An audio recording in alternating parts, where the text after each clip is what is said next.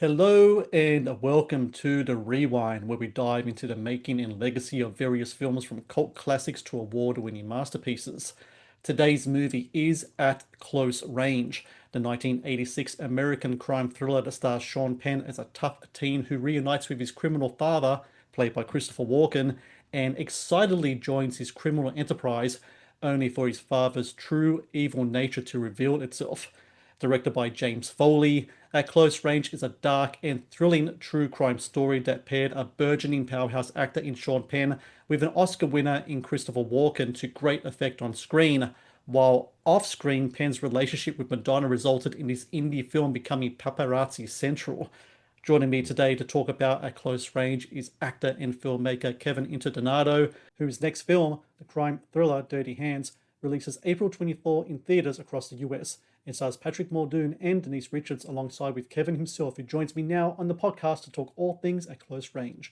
Kevin, how are you? I'm good, Matt. I'm good. Thanks for having me, man. I was telling you just before how much I really love Dirty Hands. It's a movie that really got me. It really did. And when people watch it, they'll know what I mean. What I really love about this film, though, I think it really establishes you as kind of like a triple threat, the director, writer, actor. You did the same stuff with Bastard Sons as well. Um, but this is your second film that you directed. What stuff do you take from Bastard Sons do you think you brought to Dirty Hands? I mean, what type of lessons do you learn from that film that you bring to your second movie? Because to me, I loved Bastard Sons as well, but I think Dirty Hands, I could really see it's more a more accomplished work, I think, compared to what Bastard Sons was. I think so too. Thanks for asking that. It just, it actually the second film really right before we started filming, I was adamant with myself and I kept saying to myself, follow your instincts, trust your gut, trust your gut. Hmm. And just like the name of my production company, Take No Prisoners, it was like no matter what, by hook or by crook, get what you want. And I wrote the film and to think about someone else directing that, which was an option early on, just like The Bastard Sons. But as we got closer to lining up the shoot, I said I just can't give that to someone because it's already in my head through and through, every step, every scene, every emotion. And that was really why I just chose to do it. It wasn't really planned. But I guess what I took from the first one was that it was I gave in on a couple of things in the first one because of circumstance, because of money. And by the time we did Dirty Hands, I had a little bit more leeway because of budget. I had a bigger crew and I was able to do more things and it wasn't that much more time. It was still very pressed. I think we shot it in, gosh, 12 days. Um, but yeah, it just taught me to learn to follow my instincts a little bit more and stick my ground no matter what. Something that I noted while I was watching the movie. So you play Danny Denton. You're the brother to Patrick Muldoon's character of Richie. Um, they're brothers that are raised in violence. I mean, the first scene Yeah. that we see of these two guys, these trading fists in Richie's garage. They got the boxing gloves on and such, and not to give away too much stuff, of course, but this is just kind of like the way that like you guys were raised in this movie. Violence is a very interesting in some of your work, like even stuff like the previous films they've done. You played characters before who use violence to kind of like get their means forward, and it's something that's seen here as well. I think the character of Danny, your character especially, is such a complicated character because on one end he's a bit of a troublemaker, but on another end he's just this guy. Just that's just how he lives. That's just who he is. And I was really curious about how violence kind of like is such a pivotal part in the works that you bring to the screen. Not gonna lie, man. It just kind of flows out of me. Um, I didn't have a bad life growing up. I grew up in a construction family business, and I was exposed to a lot at a very young age. Just the underbelly of that life. My father had a lot of workers at the time that were out of jail, on rehab, halfway houses, this, that. So I grew around with a lot of rough. There's always fights around me, even from 5, 6, 7 years old. I was just always around it. Um, and got into it fair enough to know that, how much it costs when you get in trouble. And I went the other way.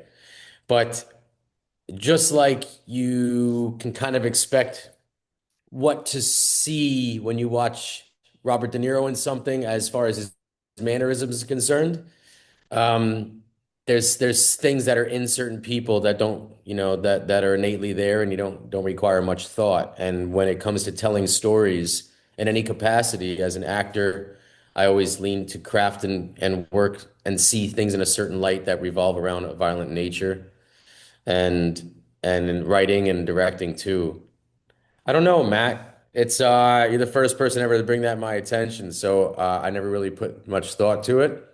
It's kind of like saying to someone like, you know what you're like, and then telling them what they're like, and they're like, oh. Um, but it's true. There is a lot of violence in my work. It doesn't feel violent to me. It just Um, feels kind of normal. Another thing that's really great about the film is that there's a darker comic aspect to Dirty Hands as well. I think some of the back and forths between yourself and Patrick about and again going back to how the characters are raised and like who got it worse when they were like kids from their father. This is something that like me and my older brother's going to talk about as well. And now I was Yeah. kind of telling my sons as well. I'm like, you're lucky that you weren't raised in the decade that I was raised. Because if I did what Yeah. you just did right then, I would have, had to choose between the stick or the belt. You're very lucky, you boys. And so there's Yeah. a lot of that. But there's the character of Danny. He's really funny in that. God, you just wanted to get punched and wanted to get punched in the face so bad, but at the same Mhm. time, like when he's getting punched in the face, you feel really sorry for him. Like, Danny, Yeah. fight back, And I think that I love that kind of that complexity about that character and some of the funniness that Mhm. come from it. And before you were saying De Niro, I think some of Scorsese's films got that too. Sometimes the Yeah. moments in the films can be incredibly funny. Joe Pesci can be the most violent person in the world in one of these movies, but he can be the funniest one in the film as well. It's funny how like some of Yeah. these kind of two conflicting, supposedly kind of things kind of work so well hand in hand, especially in like a crime movie, for example. Yeah, yeah. I think humor is in life, and it comes in the most dire of circumstances and situations too. And growing up, all I write or what I portray or how I read a script and convey it as an actor, it's really from life experiences, and what we imagine. But our imagination sometimes goes as far as using what we already know and just twisting it. And from what I know, my group of friends growing up, my older brother who used to, give me some good beatings and stuff, it's Mm, like you find moments. There is humor in things, and till this day, if I'm with my buddies and someone takes a trip and falls flat on their face, not one of us is saying, "Are you okay?" We're hysterical, even if he gets hurt. So there's just, I don't know. There's an element that I think, well, actually, I know from talking to you and other people that it's relatable, and there's things that if there's something funny on screen with certain aspects, like you're mentioning in Dirty Hands. There's a little bit of it in Sons, but if you find it humorous too, then I'm reaching you, and that's my audience, and that's who I'm trying to reach. That's who I'm trying to affect and move. So that's what I was going for. Well, there was a reason why I picked that close range to speak to you about in regards to Mm. you as a filmmaker and an actor, because Dirty Hands is a movie that deals with family, loyalty, and crime in it, and at close range, very, very similar things in here as well. So shifting to a close range, I like to always just ask my guests, do you remember the first time you came across this film? Because Oh yeah. for myself, and this is something that I found has come up quite a bit. Late night watching TV, like when I was in my late teens, just switching across. This Mhm. is like even before cable and such. And I flipped on, and Sean Penn's there, and the music kind of seemed familiar. Later on, I find out it was like, a Madonna song was kind of like the basis of that kind of thing. Right. And I was watching the movie, and then later on, like yeah, years later, I was like, oh, I remember that film, and I bought it on DVD and I watched it, and I loved the film ever since then. I think it is one of the great films of crime films of the 80s. I think Christopher Walken gives his best performance in the movie as well. Yeah. It's such a fantastic movie. And to this day, when I watched it again only last week to prep again for this movie, still holds up, still love it. What Yeah. about yourself? Do you remember the first time you came across At Close Range? Absolutely, because I still have the DVD, and it's my DVD collection is very curated. I don't have random DVDs just because. It's a mission of mine, and I remember picking up that DVD, and it was in one of those bins in Walmart years back. I was in my early 20s when I first started acting, and I remember how moved I was by that film watching it. I've watched it periodically through the years, and then again this week. And thanks for giving me a reason to revisit it. And I appreciated it on a whole new level. Mm, I'm older, you know? So to look at it in that light, where when I first watched the movie in my young 20s, I did nothing but relate to Sean Penn. Watching it now, also being a father, I'm looking at it and like, what is going through Walken's head right here? Where is he at? And the other figures in the movie, even like the mom and the grandma, what they could possibly be thinking. And it's just a testament to the director too, having such a well fleshed out character development for everyone all around. Um, and then I picked up on some guys that were in the movie that I didn't realize when I was younger. David Strathairn's in the movie, yeah. and I'm like, wow, look at this guy not doing anything. I don't think he says a single word, Mm. but you can't help but watch him when he's on screen, and it was very in the early stages of his career. So I appreciate it at a whole new level. And I remember the moment picking up that DVD. Yeah. I didn't know at the time that it was based on a true story, a true case that happened in the 60s and 70s in Chester County, Yeah. Pennsylvania. So my research finds that it was the Johnston gang. So Bruce Johnston Sr. is the guy that Walken plays. So in the movie, though, I think they're called Whitford family. I'm just going to double check here again. So yeah, The white Brad something. Whitford, yeah, Brad Whiteford Jr., Brad Whiteford Right. Sr. So in real life, you have Brad Johnston Sr. His brothers and him had a gang. They were ripping off kind of like anything from like safes to tractors and all that kind of stuff. Hmm. And then he has a estranged son, the younger name, Bruce Jr. He wants to join up with his father. And then when, something goes wrong and someone starts snitching, everyone starts getting killed. And, the son is next on the line. The son actually did get shot a bunch of times, like in the movie. He actually supposedly, from all the research I found, he got shot more than it was in the film. I think in the film it was like 8 shots. I think in real life it was like 13 shots that Wow. happened. And he still survived. And then later on would testify against his father. I saw in my research as well that William Lamb, who was the district attorney at the time of that took care of that case, he was actually approached to you want to take part and give us some give us some help, whatever. And he read kind of like the draft, and he's like he wants no part of this whatsoever. He actually found it to be. He said that it was glorifying homicide, which is really weird because when watching a movie, it didn't seem like it was glorifying anything whatsoever. Found it to be an incredibly dark movie. But I'd Hmm. imagine though that if you're going to talk to people who are at the center of a case like this where so many people get killed in such a it's a small town and there's like big thing like that, that you'll feel a certain way if someone want to try to make a movie or something and make profit out of it. Like I don't know, on like on one hand, I don't really get what the criticisms were because the movie is rather dark and doesn't show it in anything in exploitive nature. But at the other hand, other end, he's probably like, I don't want anything to do with this. This is like something that I can't touch because I was there, I went through it, I prosecuted these people, and it's not for me. Wow, possibly. You never know what they're gonna think. It's funny because we just wrapped a feature called Lupo, Mm, based on a true story about this former boxer in New Jersey years ago in the 50s that was on his way to become a champion, and he got polio, lost the use of his leg, and then became a gangster. And he disappeared in 1971. His son was 5 years old, and his son reached out to me 5 years ago and sent me a picture of his dad, and it was my doppelganger. And he mm, said, I've been trying to get a movie made about my dad for years. When I do, would you play him? And I said, yeah.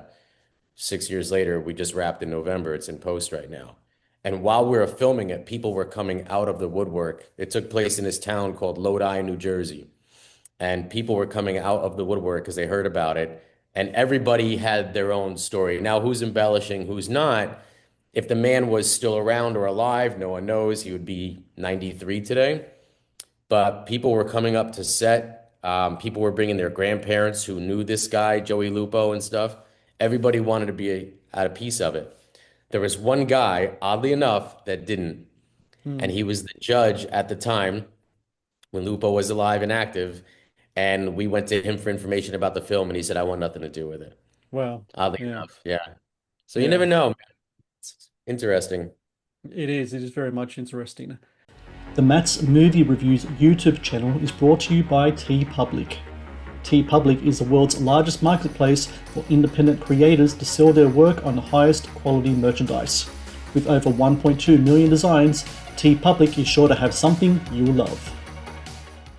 It's a case that really like Sean Penn, by all accounts, he's the driving force of the film. He's not listed as a producer, but he's the guy that really got this made. He's the one that found out about the story. He's the one that reached out to everyone. The first person Wow. he reaches out to is the screenwriter for the film is Nicholas Kazan. He's the son of Yeah. Elia Kazan. I Yeah, didn't I know that noticed at the that. time. Yeah. Yeah, so like he's the first person he reached out to get the script done and such.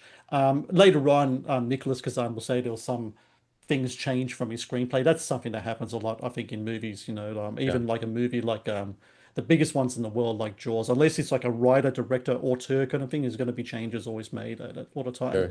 One of the things that Sean Penn did is that he hired the director. James Foley is the director of this movie.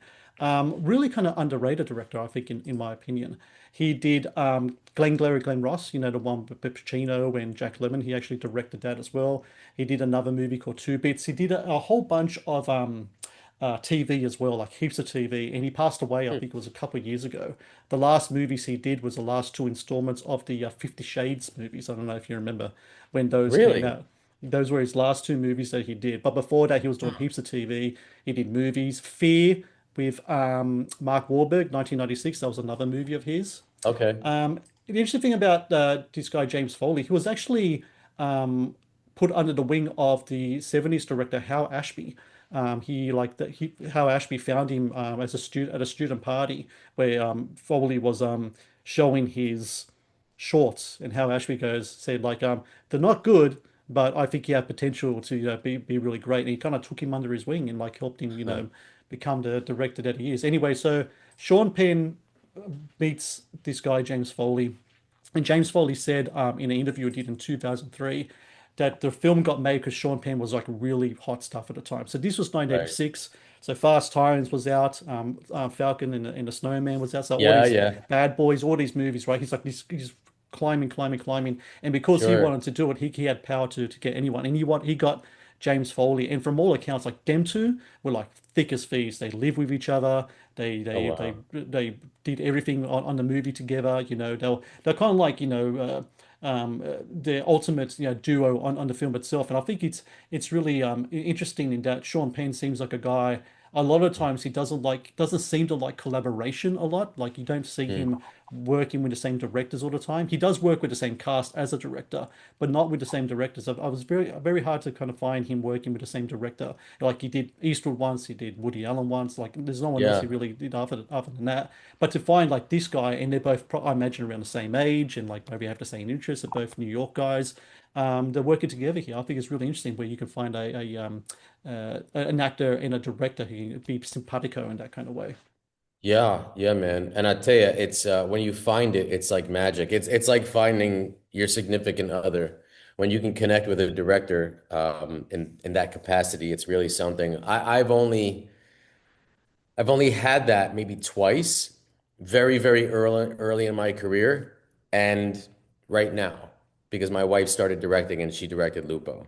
And because we Hmm. work so much together through the years, plus even, we would do random auditions together. So she knows me inside and out, obviously.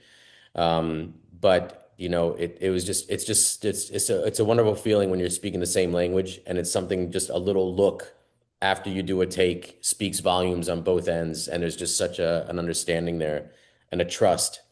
When you're acting in something, if you have a director that makes you feel insignificant or insecure in any way, shape, or form, that you're going left or going right, when you have to fully commit to something, it throws you out. It puts you in your head, and that's the exact thing that you do not want nor need. You have to be completely out of your head.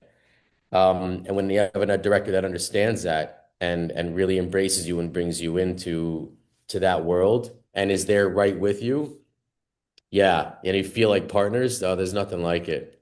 There's nothing like it. Sean Penn, he's such an interesting person as an actor overall, though.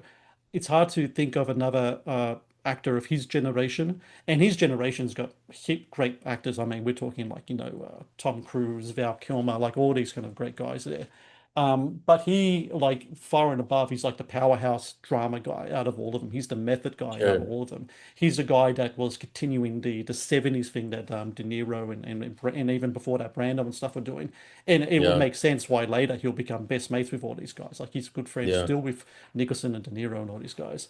Um, as an actor yourself, what was Sean Penn it was Sean Penn of an influence to you when you were growing up? Was his performances as influential to you as you say maybe a De Niro was to him? Early Sean Penn at this time, this era that we're talking about. Bad Boys was another one, another DVD I had, you know. 83, yeah. Yeah. He was De Niro to an extent, Pacino. There's like little things about different people um that showed me where the bar was at. I know a lot of actors that would emulate, and they'll study they say they're watching film to study, and I never really understood that unless you're actually making a film. But when actors say that they're studying, for me, I was watching actors just to see how honest they could be, and how high the stakes could be. It wasn't, emulating and someone like Sean, really paved the way with that and of that generation. And then there's other actors that push the needle just as much through the years of that generation. Actors like that are not stars, Paul Ben Victor, Kevin Dunn, Oliver Platt, Xander Berkeley. I mean, guys like this is just, I'm just spouting. But, when you don't have a lead role in something and the logistics of filming, when you come into set and then you leave set, it's not your set. You're a supporting character, you're a supporting person. So you don't have the comfort of resting in it and knowing it's all about you and your journey. When you're a supporting player, for me anyway, it's a lot harder to be settled and it's a lot harder to embrace that and come into someone else's journey. And when you get an actor similar to like the ones I was just telling you about, and Sean Penn has done it masterfully because he's dipped in as supporting roles as well. Hmm. Case in point, one battle after another. Um, Carlito's Way. Carlito's Way, man, Hmm. yeah, exactly. When you can do that masterfully and settle into your character, even though you know the director is aligned with the lead, he's not really there for you. I mean, he's there, but it's not your journey. And when you can align with that and settle and just know that you're there to tell your full story in a much less amount of time, and could be a smaller arc, but to relax and settle in that, that's another thing I looked into actors and still do now. I think a lot of actors, my generation, even earlier, you tend to look at the star. And I understand that. But what comes with a star is star appeal. Denzel Washington is one of, if not the most, brilliant actor. And he's got star appeal. There's star appeal mixed in with that. So for me, I kind of gravitate more towards, the working class type of actor. There's just a little bit more truth there without the polish, without the charm, without the charisma, and it just kind of gets to the root of everything. And that's what I kind of aspire to be like. Penn as Little Bradford Whitewood Jr. Um, he his character is quiet in a lot of ways. He doesn't. I think it's Yeah. not until like the end of the movie where he's confronting Christopher Walken's character he actually raises his voice. I don't think of trying to think of any other moments top of my head. James Foley was saying that when Penn was living with him at his house that James Foley had this shed and that Sean Penn wanted to really have his presence be more physical than vocal. And so all the weight, like the muscle and stuff that he had that was doing that in his guy's shed, he bought all his heavy weights and was eating all the food and everything else, just bulking up. He also wanted to bulk up because he wanted to have that sturdy presence. So when he did get shot at the end of the movie, the 8 times, you can imagine like Yeah. maybe someone with a bulkier frame would have lasted Yeah. that as Yeah. compared Yeah. to like the more slimmed down Spicoli kind of frame that he had beforehand. Because a lot of people don't notice he was actually quite a big surfer as well, Sean Penn. He and Yeah. used to hang Yeah. out with the Sheens and Mhm. Estevez and all those guys down at California and do all that kind of stuff. So this was like him really bulking up and getting into it. Um, Sean It was a good Penn, choice. yeah, It was a good I think choice, so. and I picked up on it too. And I'm glad you said that because when he did get shot in the end, something did say to me, like, this is a tough son of a bitch. You know what I Mm. mean? Like, this kid's a tough kid, man, you know? And he looks it right from the opening frame. He looked like a tough kid that you didn't want to mess with. And he, that was a choice he probably had in his head at least 2, 3 months prior, at least, to get that physicality down, for sure. He also had casting like all say about who was going to play the roles in the movie. So Christopher Mm, Walken, he met Christopher Walken said, I actually got this book that I can really recommend to you as well if you haven't read it. It's the sure, please do. autobiography, Sean Penn. Ah, Actually, really, really great book. And so in there, there's a little bit about our close ranger. Christopher Walken was talking about how Sean Penn specifically picked him to be play the role of the father. So Sean Penn saw Christopher Walken at a production of Hurly Burly in New York City. I think it was like the early 80s or so. And they talked a bit afterwards, and Penn was like, I really want to work with you one day. And so he does get the script, and the scripts, like the way they kind of described the character of Brad Whiteworth Sr. Was a hayseed Lucifer, which I think was a really kind of interesting way to describe the character in the movie. And you know, Christopher Walken to me, he's just one of those dynamic actors. He's a one of one. There's like no one that can like match what he does. He's just so unique in right, his mannerisms and voice and everything else. sure. And he's played a lot of dark roles.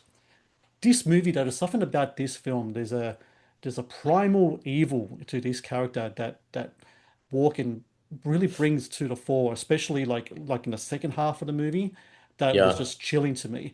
And I think that the mix of that plus the charisma that the character has at yeah. the start of the movie as well, and the way he kind of like speaks and the different monologues and stuff he does in the movie, I just think it's just absolutely fantastic, like in this role. And to say that this is his best performance can be contentious because it's had so many best performances. Some people It's might up say there, Deer man. Hunter, people might Yeah. say Prophecy, but for me, this is it for me. This is the ultimate It's best up, it's performance. up there. I agree. Even King of New York, but Yes. there was something about him that was so captivating and chilling. And I did notice in a couple shots, and I would not have noticed this a few years back, but when I started making movies now I get it, is that they changed his lighting. And if you look Mm, specifically in the second half of the movie, things change.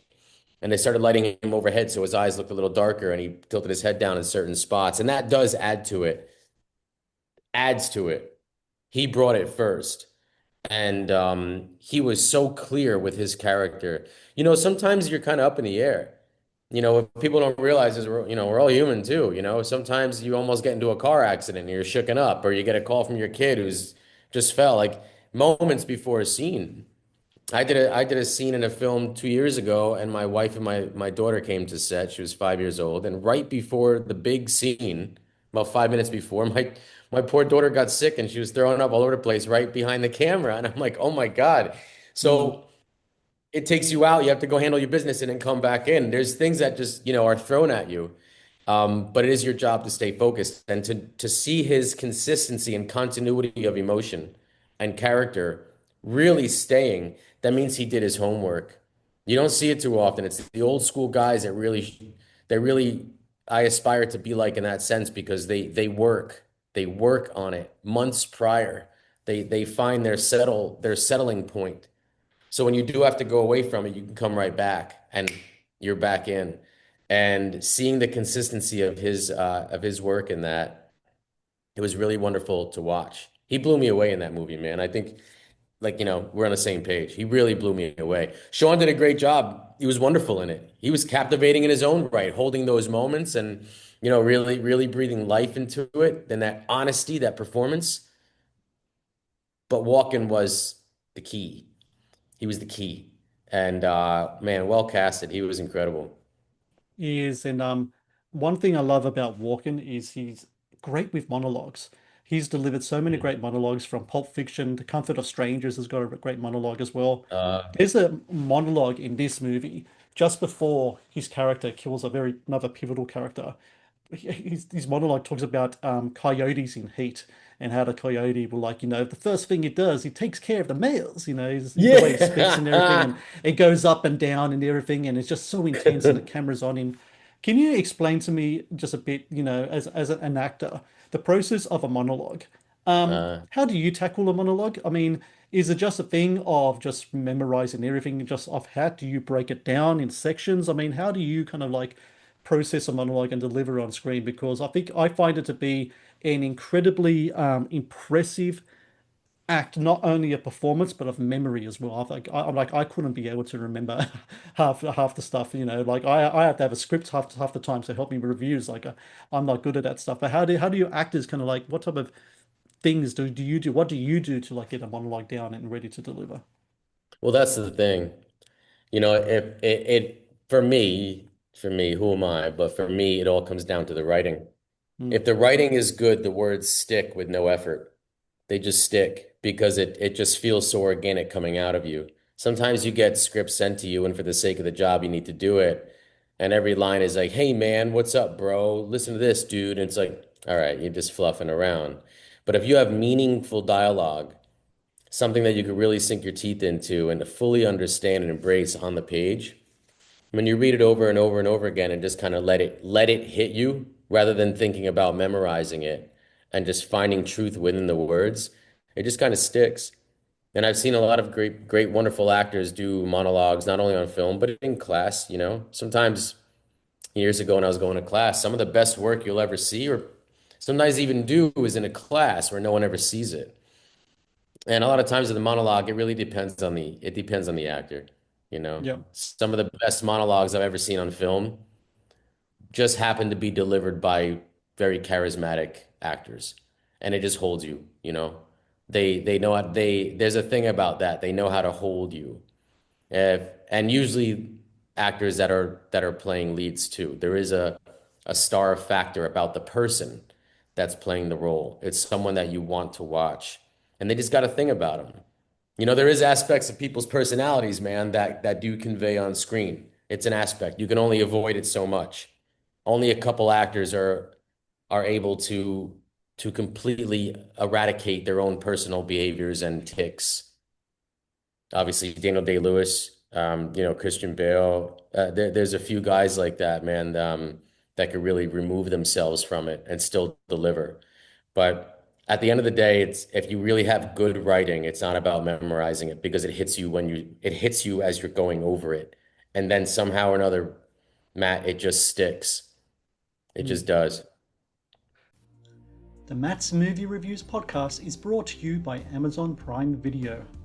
One of the best on-demand streaming services available, Amazon Prime Video features exclusive Amazon originals as well as popular movies and TV shows.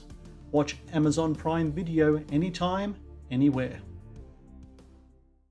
The cast in this film is really interesting today. You were saying David Stratham before, how he's in the movie. Kiefer Sutherland is in this Yeah, there's a film. couple. There's a Um, couple, yeah.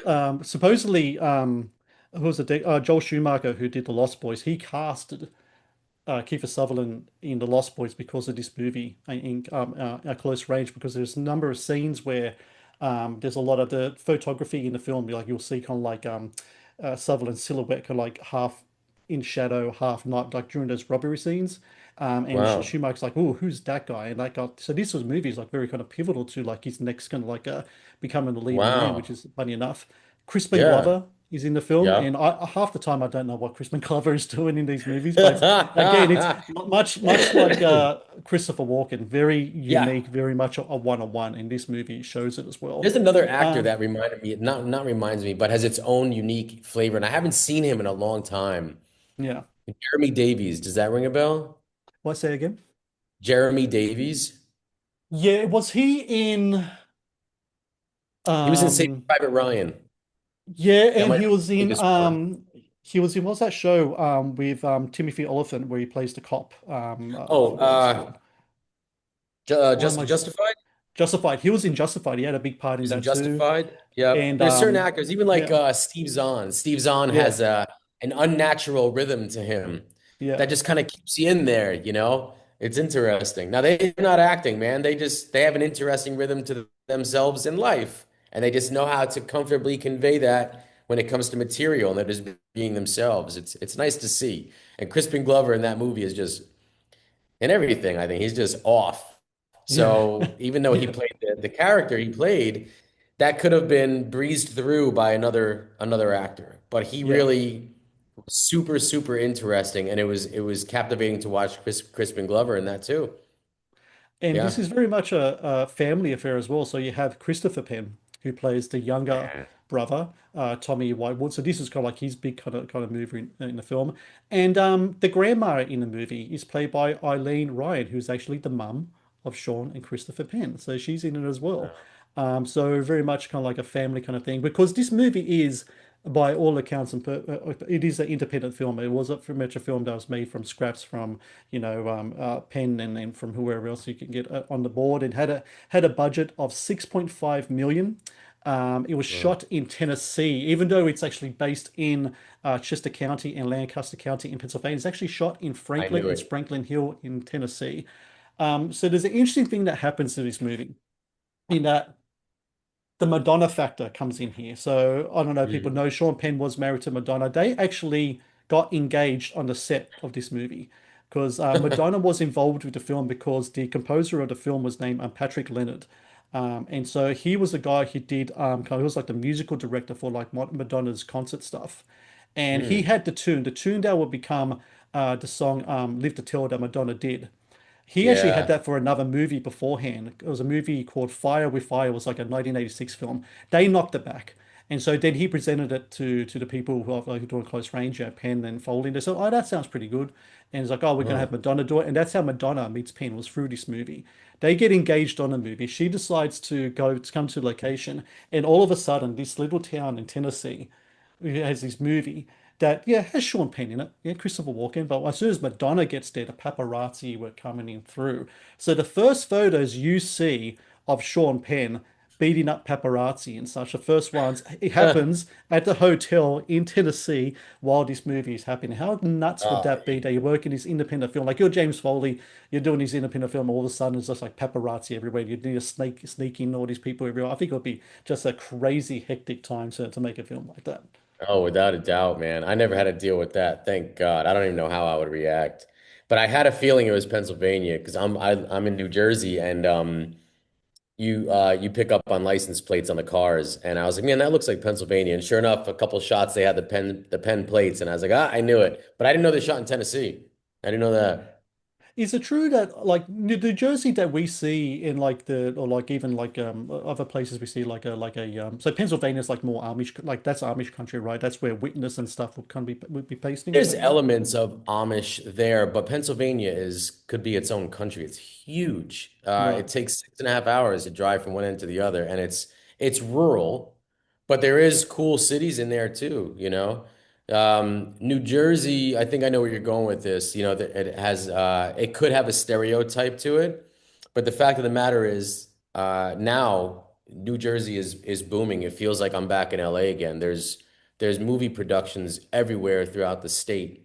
And that's because New Jersey probably well, it has the highest tax credit right now in the country. And it's probably the most diverse state um, visually, landscape wise. We have the mountains, you have the beach, suburbia, inner city, ghettos. Uh, we have areas that look like Pennsylvania too. There's Yeah. marsh, swamplands. I mean, it's vast. It's so vast. So anybody could really film anything here. Anything. There's some areas that look like dystopia. Less back, it's pretty wild. So Jersey gets a bad rap because of certain things, but that's just a small element of this fairly big state. Because it was interesting. I don't know if you know who Zach Wild is. He was a guitar player for Ozzy Yeah, Osbourne. He's New yeah. Jersey. He's a New Jersey native, and he was Oh, talking about cool. he does a lot of Southern rock kind of stuff. And people always said to him, "You're from New Jersey. Why are you doing Southern rock?" He Mhm. goes, "You don't know, man. There's a lot of rural in New Jersey. There's a lot Yeah. of country there. Like that's where I kind of grew up in. That was these kind of things. So I always found it I'll tell you interesting. what, when I went to the military, I was in the army. I went to boot camp right after high school, and they do this thing. It's like a pre-boot camp Matt. I gotta get a mug like that, man. Are you kidding me? Did I say Matt's That's great. That's great. I love it, man. Um, I went to this thing. It's like a pre-boot camp for people in New Jersey that are about to go to boot camp. So I was 18 years old, wet behind the ears. And we went to this army base called Fort Dix, New Jersey. Hmm. And it's in the middle of nowhere. And there's all these. these guys from New Jersey about to go to boot camp in different areas in the United States.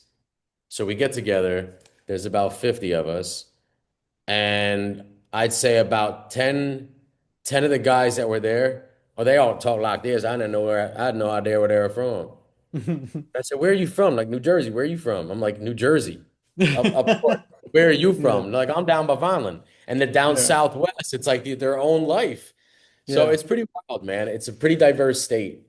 Yeah, it's always find it interesting whenever I talk to people from the places that I see on the movies, because the movies usually just show one thing, right? So, like, Yeah. when people think Jersey, they think, of course, Sopranos or something like that, Yeah, right? But yeah. All there's that so stuff. much more to a place. So Hmm. the movie of A Close Range releases April 18, 1986. It was actually, even though only a budget of 6.5 million, it hardly made any money. Even with the Madonna factor and everything, only made 2.3 million at the Box box office, office you when it mean? came. Box office, Wow. yeah, that was all it made.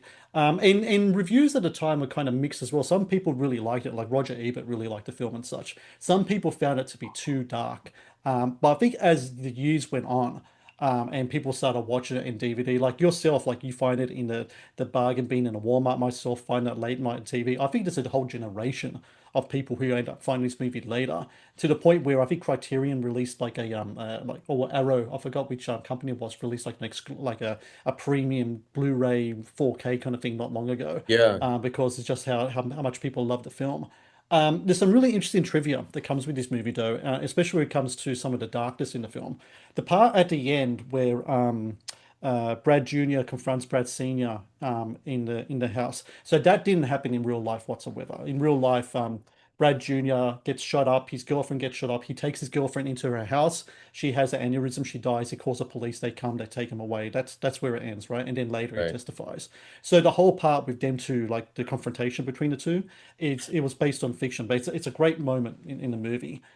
Christopher Walken talks about how in that scene in particular, it's him and Penn, and of course, guns are involved as a prop. Mhm. And Walken has always said he hates working with guns on movies or whatever, which is funny because he's handled quite a bit of them in films, but he's always afraid of them.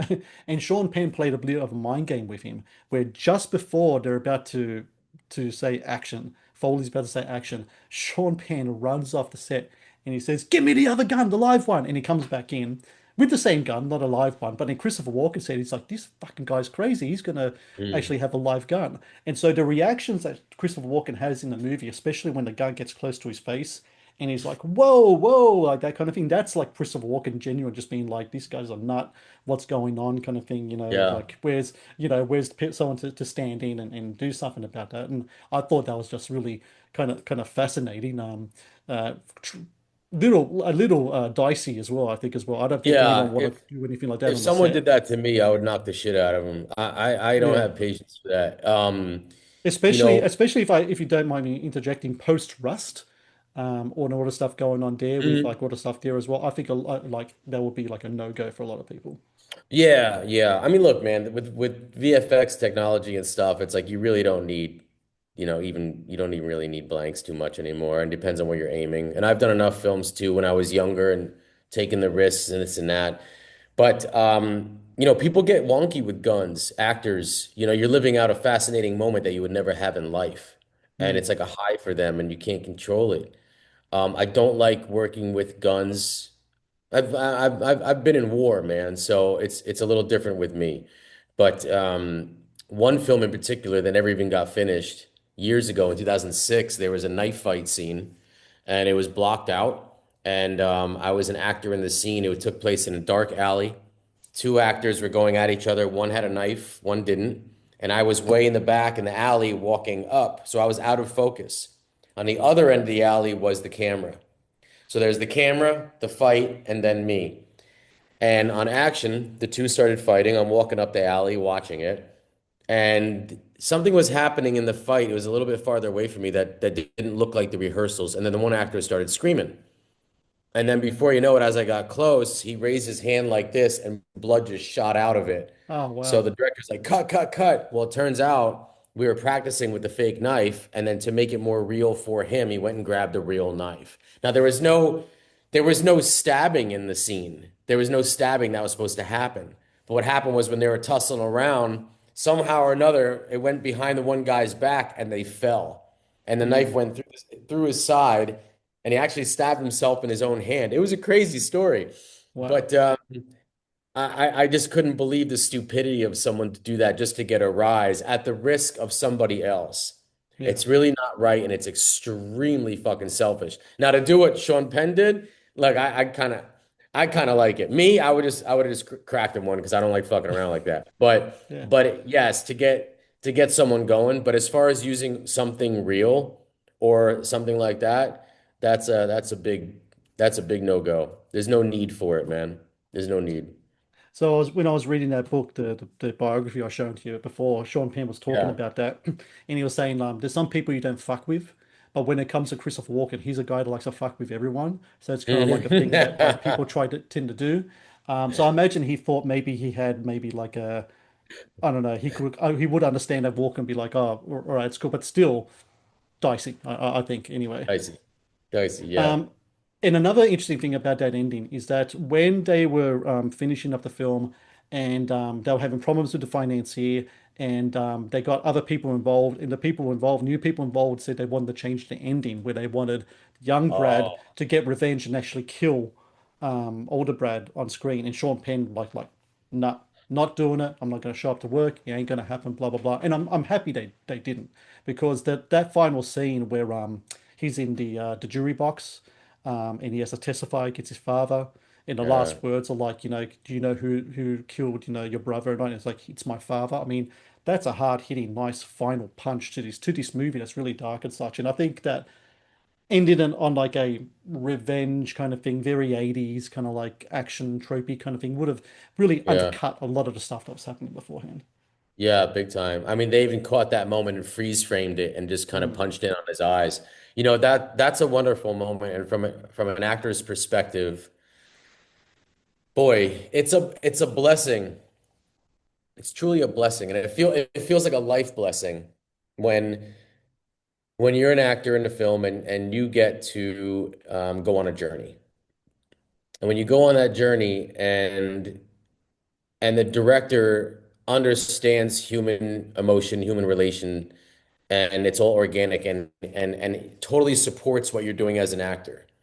You are given that freedom and you're given that confidence to totally believe in yourself and go for it.